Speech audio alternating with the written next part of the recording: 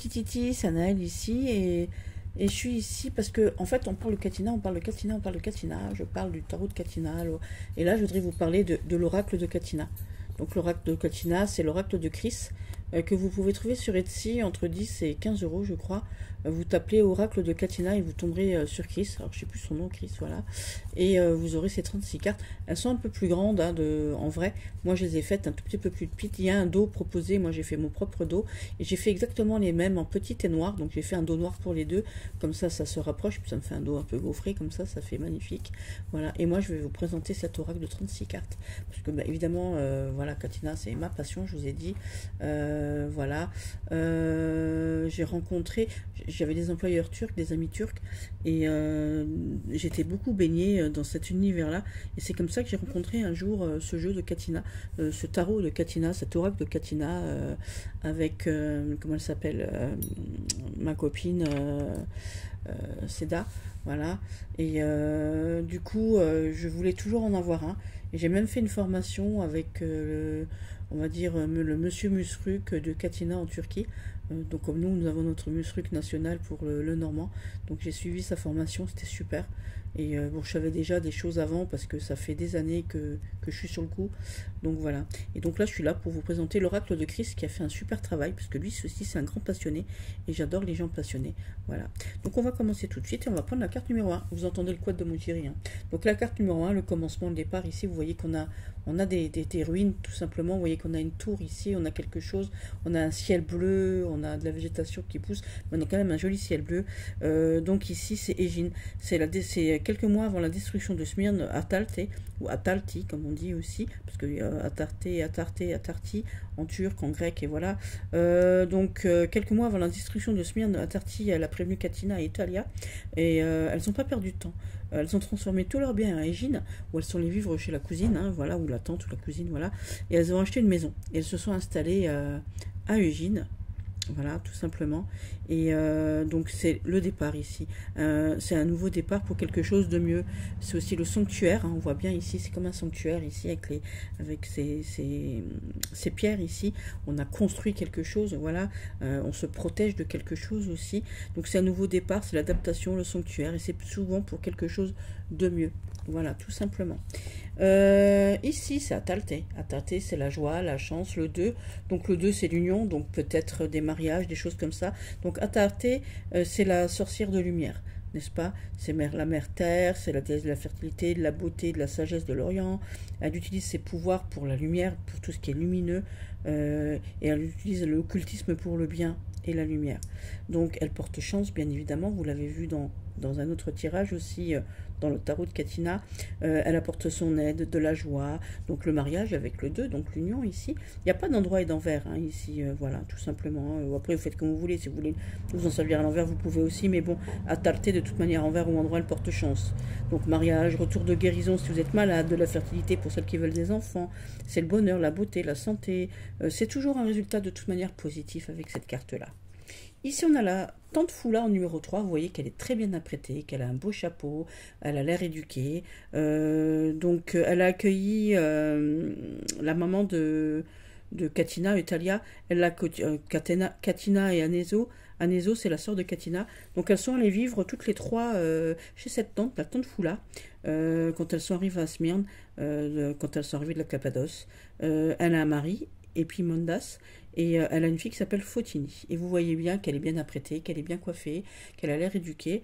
Donc, et comme elle a donné du soutien, donc elle évoque la fidélité, le soutien, l'amitié. Voilà, on voit qu'elle aime les belles choses. Donc, on aime la grandeur, la belle vie. On aime être centré aussi, hein, puisqu'elle est bien apprêtée. Elle a l'air intelligente, donc c'est une personne intelligente, active, créative. On a des désirs et des rêves de vie meilleurs. Voilà, c'est une personne amicale et une amie fidèle, bien évidemment. Alors, ah, il a oublié quelque chose, je crois. Ah non.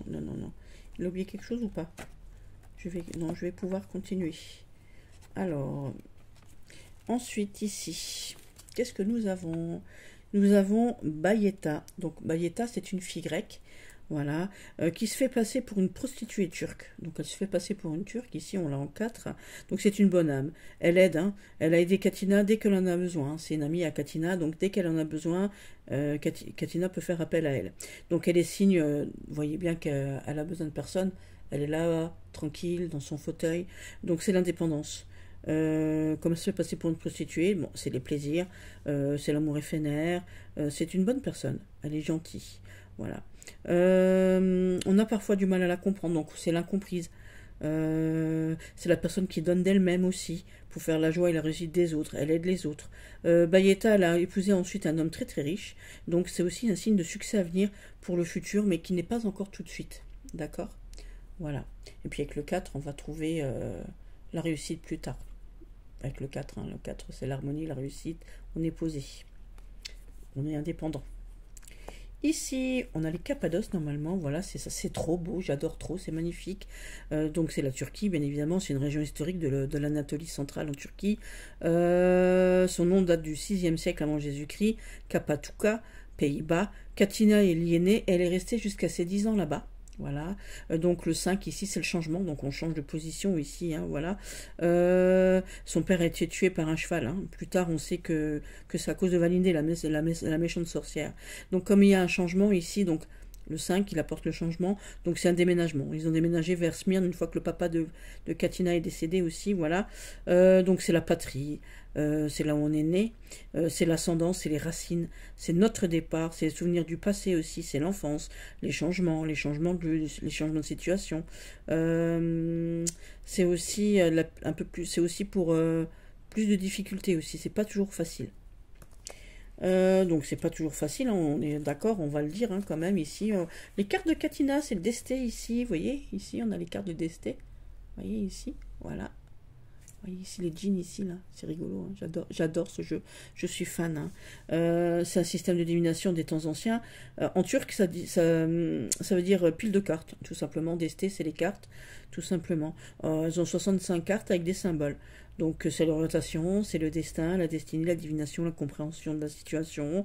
C'est en savoir plus peut-être sur soi, sur quelqu'un, sur quelque chose. On vous montre aussi un chemin à suivre. Avec 6, peut-être aussi, on arrive à un moment de changement positif aussi. Un chemin à suivre et qui pourrait vous aider dans votre vie, en tout cas. 7, c'est Eutalia. Eutalia, ici, c'est la maman de Katina. Donc c'est la fille d'Hélène qui arrivera en carte 9, donc la grand-mère de Katina. Eutalia, donc c'est la maman de Katina, je viens de vous le dire. C'est quelqu'un de confiance, quelqu'un de patient. Avec sa fille et sa nièce, elle a déménagé à Smyrne où elle a ouvert son propre salon de beauté parce qu'elles étaient esthéticiennes, hein, avec Katina. Voilà. Donc c'est une personne intelligente, elle sait quoi faire. Vous voyez qu'elle a une plante qui a poussé. Vous voyez qu'elle est voilà, qu'elle est sereine, elle a l'air sereine. C'est quelqu'un de sociable. C'est la mère, c'est la femme qui gère un peu toujours tout. C'est la joie, l'optimisme. Vous voyez, elle est souriante, elle est belle cette carte. J'adore cette carte. Elle est optimiste, courageuse, positive. On a une attitude positive. C'est une entrepreneuse puisqu'elle a montré sa propre société dans un autre pays en fait. Et donc, je vous dis, elles ont ouvert leur propre salon d'esthétique dans leur maison, voilà. Donc c'est le début d'entreprise qu'on réalise avec succès. C'est une mentor aussi, elle est loyale, c'est une arboriste aussi, hein, et on est en lien avec la nature ici, parce que vous voyez qu'elle a son pot de fleurs, donc elle est arboriste, on voit bien, puisqu'elle travaille avec les plantes, elle a fait des soins aux gens, l'esthétique aux gens, voilà. Alors, ici, 8. Donc c'est la beauté de Thalia à l'origine. Vous voyez qu'ici on a un miroir, on a des belles choses derrière, un beau bouquet de fleurs, on a une belle robe rose, voilà. À l'origine, le panier qu'on a derrière, là, vous voyez qu'on a un petit panier ici, là. Voilà, il a des crèmes pour le visage, on a des herbes qui sont produites dans le sous-sol de la maison par Katina et sa mère. Et donc quand elles sont arrivées à Smyrne, les filles, en 1897 et 1889, elles ont ouvert leur premier salon. Voilà, dans une maison qui avait donc 2 étages à Cartier, ça s'appelait Cartier. Et Eftalia fabriquait aussi toutes sortes de crèmes. Eutalia, pas Eftalia. Eutalia, elle fabriquait toutes sortes de crèmes, donc des crèmes de soins, on prenait soin de soi, on revient, voilà, on cherche la beauté peut-être éternelle avec le 8 ici. Donc c'est les nouvelles initiatives, c'est le commerce, c'est les affaires, le travail, la créativité, la productivité avec le 8 ici. On peut en gagner son argent, on se fixe des buts, on prend soin de soi, vous voyez, on est très très joli, voilà, on apprend à s'apprécier tel qu'on est aussi. Ici, on a donc la grand-mère, je vous ai dit en carte 9, on a la grand-mère de Katina, elle est restée en Calvados. Voilà, elle a protégé sa famille jusqu'à la mort du papa de Katina. Elle les a aidés à déménager, Katina, sa maman et sa cousine. Voilà, c'est une personne aimante. C'est la porteuse, c'est la matriarche, bien entendu. C'est quelqu'un qui vous aidera dans tous les sens, c'est vos ancêtres, vos aînés. C'est la sagesse imposée, c'est l'influence positive du passé, parce que c'est elle qui vous a tout appris ici, bien sûr. Ok, voilà. Avec le 8 de tout à l'heure, ici aussi, on vous dit ici qu'on prend soin de soi, mais ce qu'on vous dit aussi ici, que à force de se centrer sur soi, de regarder que son nombril, attention au commérage, attention à la désinformation, attention toutefois, dans un côté négatif, de ne pas faire un peu de narcissisme ici, bien évidemment. J'ai oublié, j'aurais pu. Alors, ici, c'est Eleni, c'est la mère de Mara. C'est la fille d'Anezo, c'est la cousine de Katina, donc c'est la fille de la cousine à Katina, c'est la petite cousine de Katina, si vous, enfin c'est la fille de sa cousine plutôt. C'est la mère de Mara, donc Mara qui a elle hérité des cartes de Katina, de tout le savoir de Katina, de la malle de Katina, je vous expliquerai plus tard. Voilà, voilà, Katina lui a confié sa malle, elle lui a confié ses livres, son destin, pour les garder en sécurité et les remettre à Mara au moment. Donc 23 ans plus tard, je le dis quand même, 23 ans après la mort de Katina, Mara a pu ouvrir la malle. C'était son choix. Donc elle a donné à Eleni cette malle pour la tenir pendant 23 ans avant de la donner à sa fille Mara, tout simplement. Donc c'est le gardien, c'est le guide, la protection. Mara, vous voyez qu'elle observe, elle a la main posée sur le visage, elle a l'air inquiet. Donc c'est elle qui s'inquiète toujours pour quelque chose, qui s'inquiète toujours pour tout. C'est la maman au foyer, c'est l'épouse fidèle, c'est celle qui vous soutient dans tous les sens. Mais c'est aussi elle qui vous jugera, vous voyez, elle a un regard inquisiteur un peu comme ça, mais c'est toujours elle aussi qui vous jugera pour vos actes. Elle relie le passé au présent, voilà, puisque c'est elle qui va donner le passé à sa fille, hein, au présent, donc, voilà, tout simplement. Helenista, elle est muette, voilà. Helenista, elle est magnifique en plus, j'adore cette carte. Katina l'a trouvée dans un quartier juste de Smyrne, donc elle est muette, mais elle arrivait à communiquer avec Katina par la pensée. Voilà, elle est médium, elle communique avec les esprits. Et plus tard, quand Mara a trouvé cette malle de Katina, Helenista lui a rendu visite pour l'aider à mieux comprendre le destin, en fait. Donc le signe ici, ce que ça veut dire ici, c'est la protection. Vous voyez, ici en plus avec le 11, ici, le nombre suprême. Donc c'est la protection, la communication avec les esprits, la compréhension, le besoin de protection. C'est une personne forte, mature, si c'est une personne, mais aussi une personne enfantine. Il n'y a rien qui va vous arrêter. Et en plus, vous êtes protégé par Katina quand vous avez cette carte qui sort. Elle est magnifique, cette petite. Elle est trop, trop mignonne, cette petite gamine-là. J'adore trop. Vous voyez? Alors, c'est rigolo parce qu'elle est muette et on voit on dirait qu'elle a presque pas de bouche sur cette image. J'adore. C'est très bien choisi. Hein. Il a trop, trop bien choisi. C'est magnifique. C'est une vraie personne en plus, hein, pour de vrai. Hein. Alors, ça, c'est le mari donc de la cousine de Katina, que je vous ai dit, de la tante de Katina, le mari de Foula. C'est le bon gars. Hein. C'est le mari de Foula. Donc, le meilleur, c'est un barbier. C'était le meilleur de Smyrne, d'ailleurs. C'est un bon mari, c'est un bon père. Katina, elle a adoré. C'est un père de substitution pour Katina, quoi. Hein, et elle a pris soin de lui. Alors c'est quelqu'un de travailleur, c'est quelqu'un d'amical, c'est quelqu'un de généreux. C'est une figure donc paternelle pour Katina, je vous l'ai dit, une figure paternelle pour vous, hein, en signification bien évidemment, et c'est un communicatif. Par contre, voilà, attention, il a peut-être un côté addiction, la cigarette, l'alcool, attention aux addictions, les jeux, hein, les Turcs sont très joueurs. Hop là. Ici, j'adore toutes ces fioles, c'est trop magnifique. C'est l'estil, c'est le parfum. C'est les sorcières l'ont caché dans une vieille bouteille lampe. voyez, donc c'est magnifique. Dans une vieille bouteille de lampe à huile, voilà, pour le faire quitter l'Arabie Saoudite et pour atteindre la mer. Estir, c'est un pot d'amour, vous voyez, il est en forme de cœur.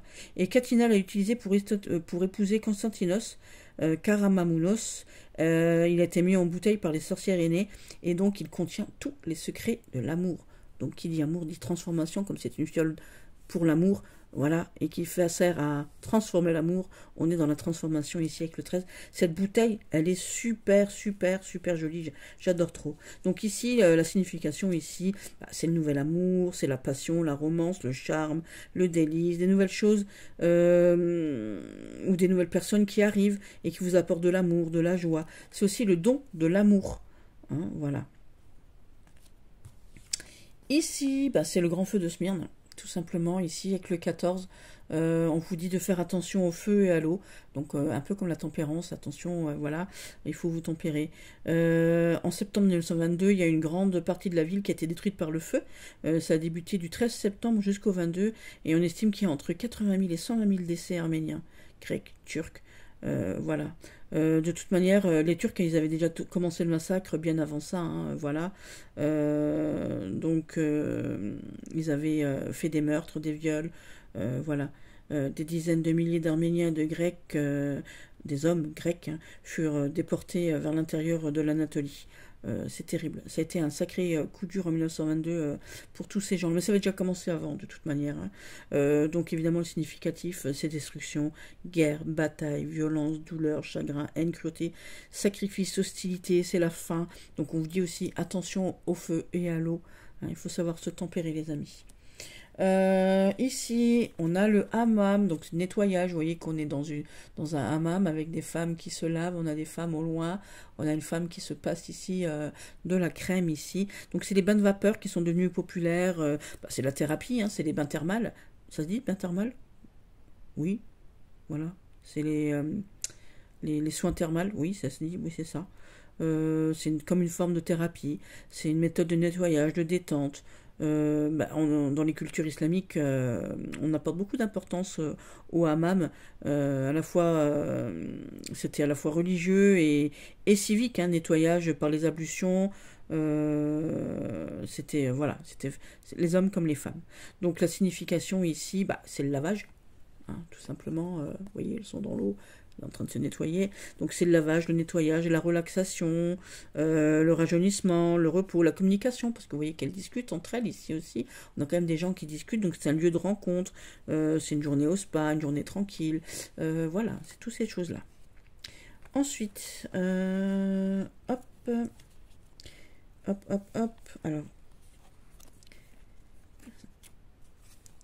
Alors, attendez une seconde.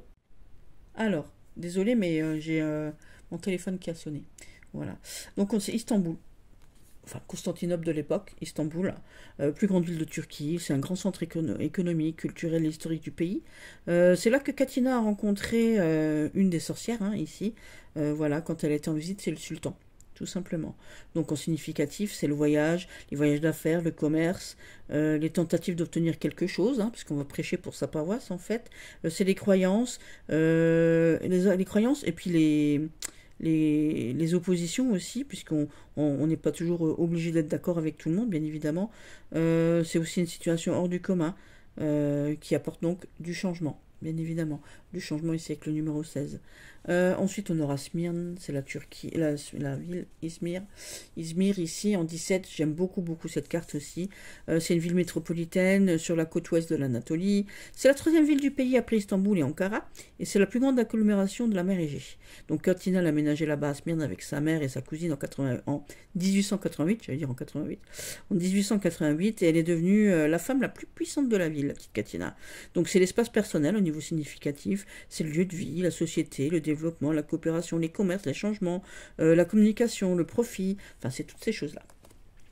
Ici, c'est Catinat.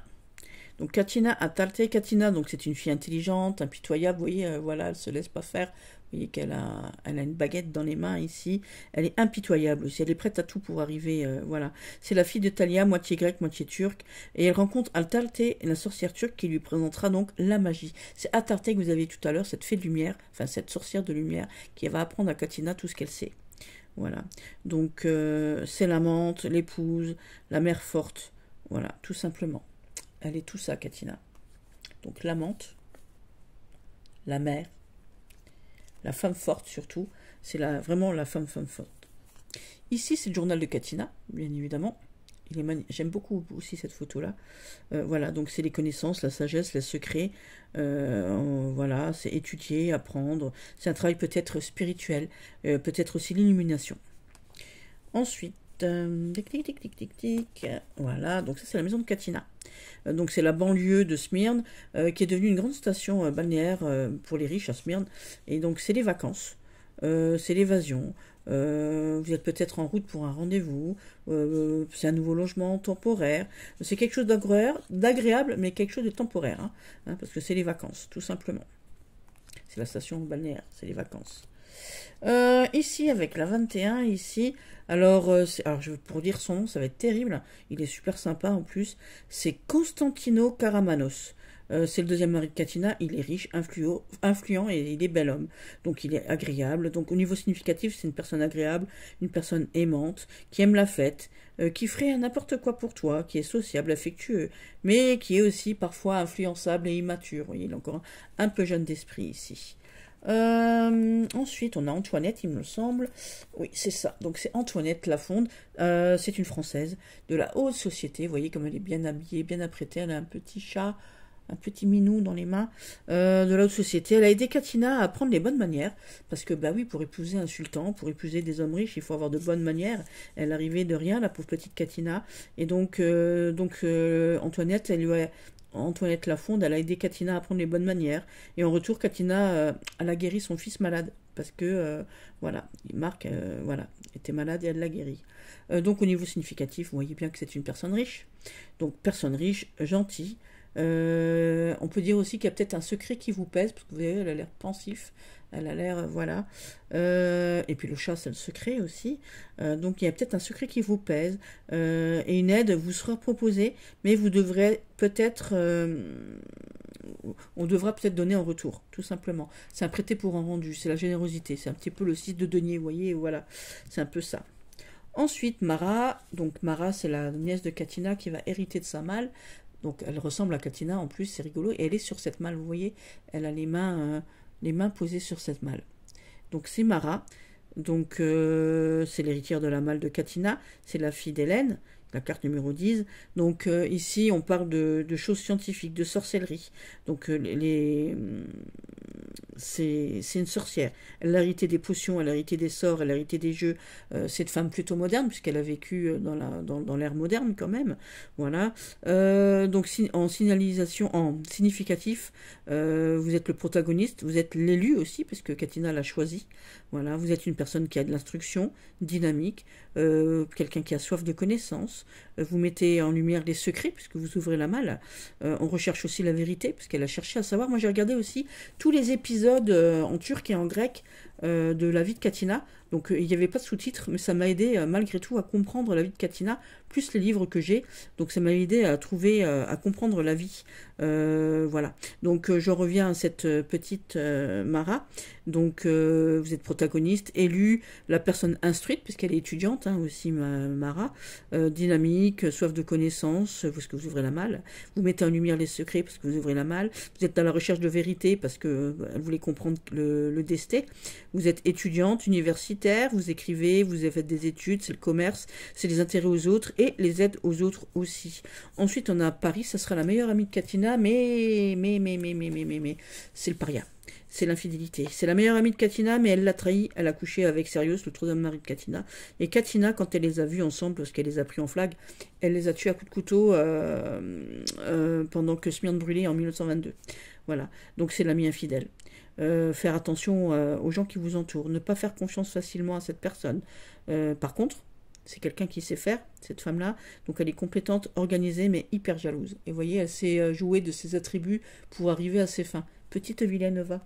petite vilaine. Ensuite, on a à nouveau un personnage et c'est Rachel. Voilà.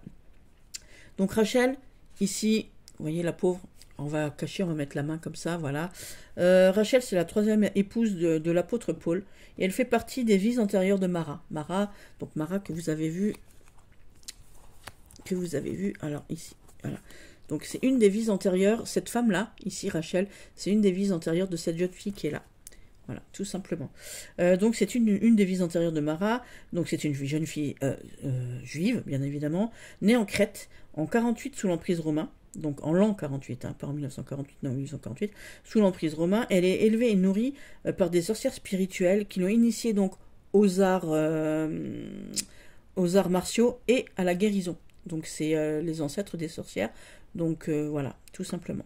Donc c'est les vies antérieures, au niveau signification, vies antérieures, voyage, connaissance, voyage spirituel, esclave de la personne, c'est-à-dire qu'on est en codépendance de cette personne, esprit libre, combattant, on crée son propre système de croyance, on crée aussi sa propre communauté, un gourou par exemple, non je rigole, et pourquoi pas.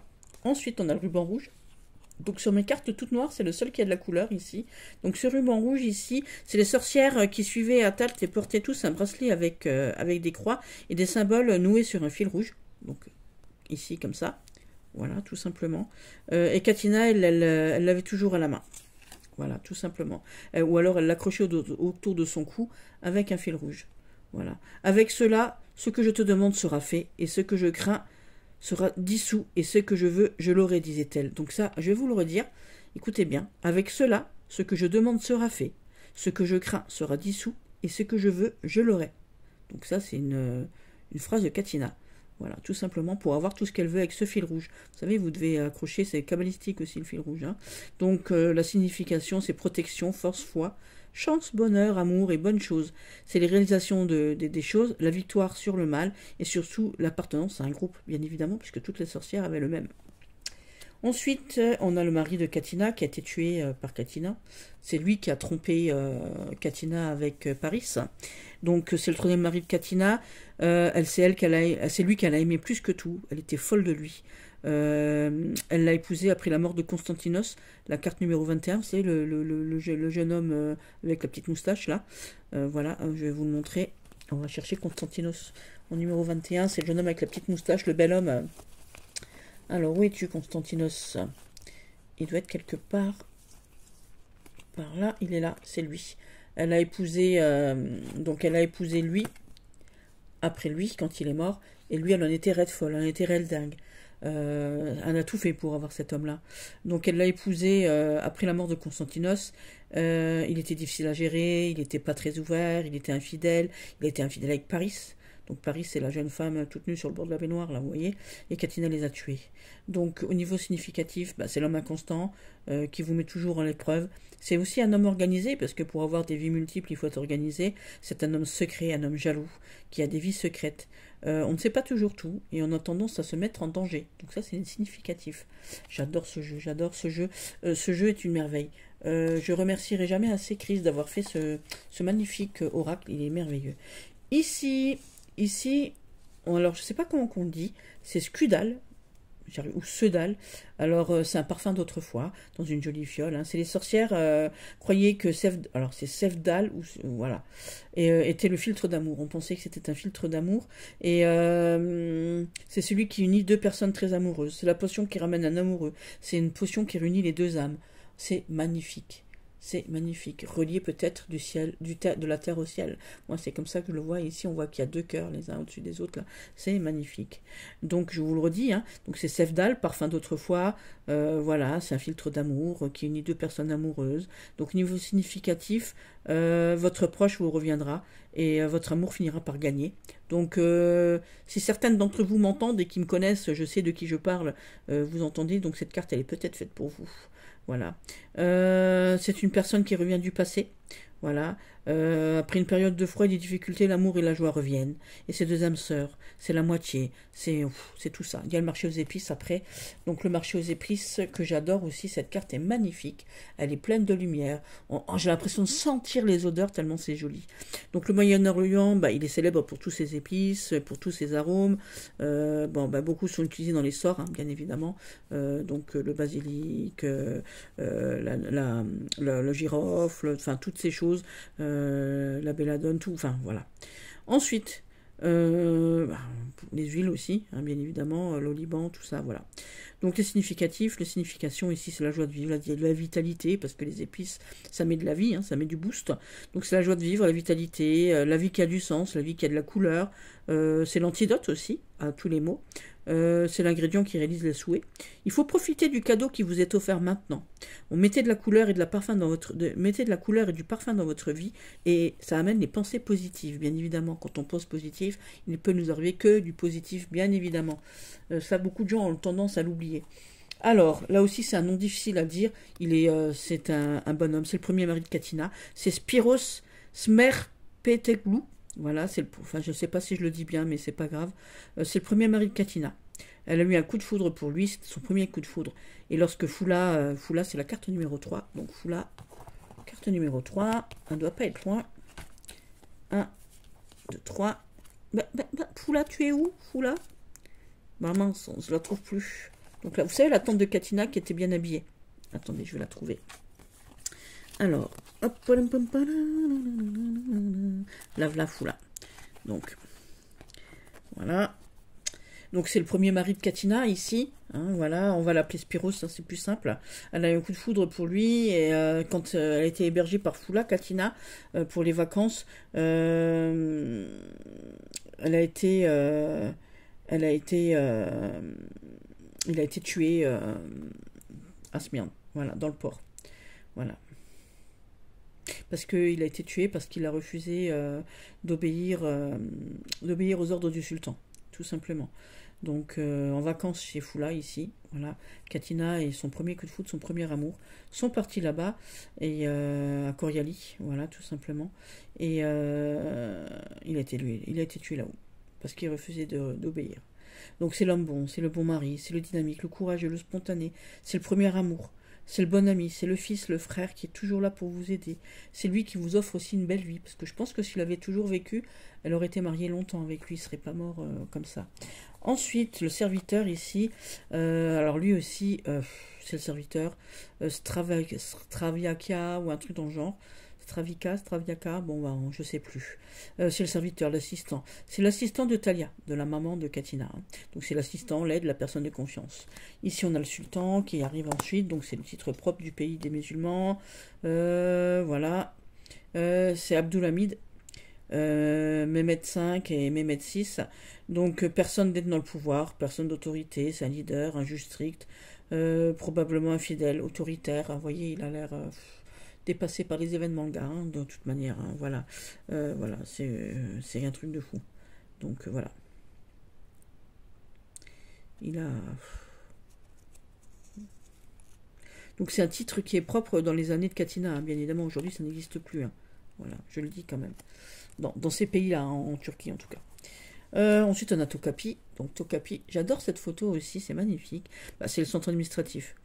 C'est le centre administratif dans les années 60 à 56, de 1460 à 1856, et c'est aussi le palais des Tokapi, c'est le palais des sultans tout simplement. Donc au niveau significatif, c'est les organismes d'État ou pays d'État, c'est les instituts, les bâtiments d'État, c'est le centre du pouvoir, c'est la combinaison des pouvoirs, c'est la combinaison des secrets. Il faut être prudent là-bas-dedans, parce qu'on ne peut pas y rentrer comme on veut. C'est les richesses, c'est magnifique. Hein. J'adore beaucoup cette photo aussi. C'est l'abondance.